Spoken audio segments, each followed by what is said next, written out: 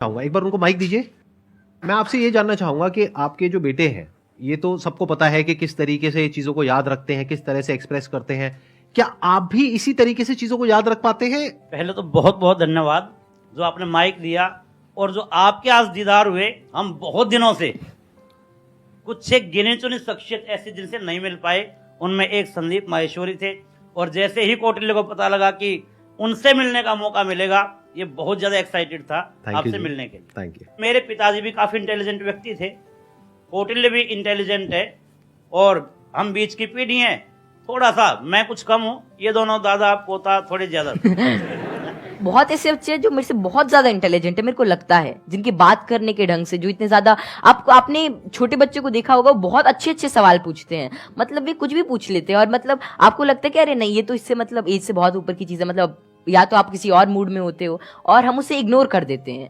तो जैसे जैसे हम सवाल पूछते हैं, उतना ज्यादा हमारे अंदर एक मतलब चीजों को जानने के लिए एक चाह रहती है, और अगर हम वो उस क्यूरियोसिटी को कर्ब नहीं करते हैं, तो उतनी ही ज्यादा मतलब वो बाद में सवाल पूछता है, उसके एक इंक्विजिटिव ब्रेन रहता है, और curiosity something that drives this intelligence, and I don't think that there is such a great involvement of IQ and genetics. लेकिन हाँ, अगर आपका मन है कि कोई चीज जानने का, कोई चीज करने का, then it's all about will power, और कितना आप उसमें टाइम डिवोट करते हैं, कितना आप क्यूरियोसिटी और इंटरेस्ट से काम करते हैं। Because even Richard P Feynman said, it really doesn't matter कि how much you know, but it matters कि आप कैसी चीज़ों के बारे में सोच रहे हैं, और कितना इन्फॉर्मेशन आपके पास है, कितना नॉलेज आपके पास है। It really doesn't matter until and unless you try to use that knowledge, और आप उस नॉलेज से कोई नई चीज़ को समझने का प्रयास करते हैं। और कोई नई चीज़ तभी आ सकती है जब आपके पास कोई नया सवाल होगा। आपने बड़ी अच्छी बात बोली कि क्यूरियोसिटी हम सबके अंदर होती है। जी सर। लेकिन होता क्या है कि घर में जाकर के हम उल्टे पुल्टे क्वेश्चंस पूछते हैं, जबकि क्वेश्चंस उल्टे पुल्टे नहीं होते हैं, सामने वाले को समझ नहीं आता है तो उसके लिए उल्टे हो जाते हैं, तो वो उसको चुप करा देते हैं। हाँ। बच्चे को चुप करा देते हैं, और वहीं पे उसकी क्यूरियोसिटी मर जाती है। उसके बाद में क्वेश्चनिंग खत्म हो जाती है, उसके बाद में वो रटना शुरू कर देता है। रटने में इंटरेस्ट तो आता नहीं है, तो ना तो रट पाते हैं ना समझ पाते हैं, बिल्कुल दोनों तरफ से चले गए।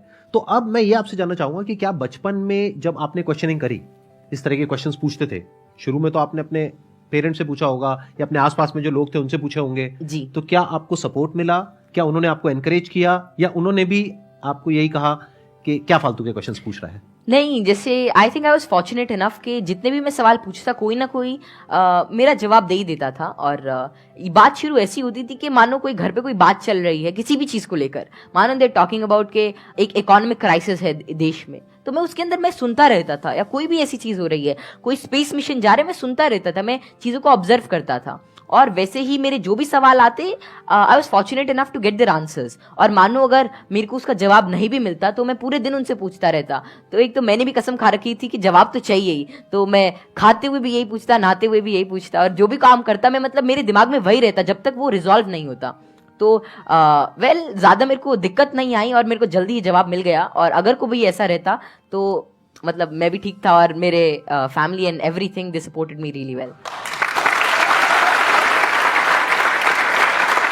तो यहाँ पे वो जो पेरेंट्स मुझे अभी देख रहे हैं, उनके लिए एक बहुत बड़ा लेसन है कि अगर बच्चे कुछ क्वेश्चंस पूछते हैं तो उनके जवाब देने चाहिए, हमें पीछे नहीं हटना चाहिए, और अगर जवाब नहीं है तो हमें बोलना चाहिए। हाँ हाँ, विद ऑल दी हम्बलनेस कि भाई हमारे पास में जवाब नहीं है, आप खुद फिगर आउट करो जाकर। मतलब सर जब मैं छोटा था तो इट वाज लीन लाइक 2013 और समथिंग, और तब मतलब यही इंटरनेट बहुत कम था, और तो यही था कि कोई सवाल मेरे मन में आता, शायद वो नहीं पता रहता, तो मेरे पापा जी, एक डोंगल आता था मतलब वोडाफोन का, बहुत महंगा उसका रिचार्ज था, मतलब ऐसे मतलब अभी चला तो एक वीडियो देखने के बाद ही खत्म हो जाता था। तो फिर वो लाते, और मतलब मेरा जो भी सवाल रहता मेरे को उसका आंसर मिलता। तो ऐसे ही एटलस आती थी, और कई सारी बुक्स थी, उन्होंने मेरी बहुत हेल्प करी। और अगर कभी मानो पर्सनल मतलब कोई और out of the box idea आता है, कोई क्वेश्चन आता, तो उसका जवाब मुझे किसी भी सोर्स से मिल जाता। Thank you ji, thank you Kautilya.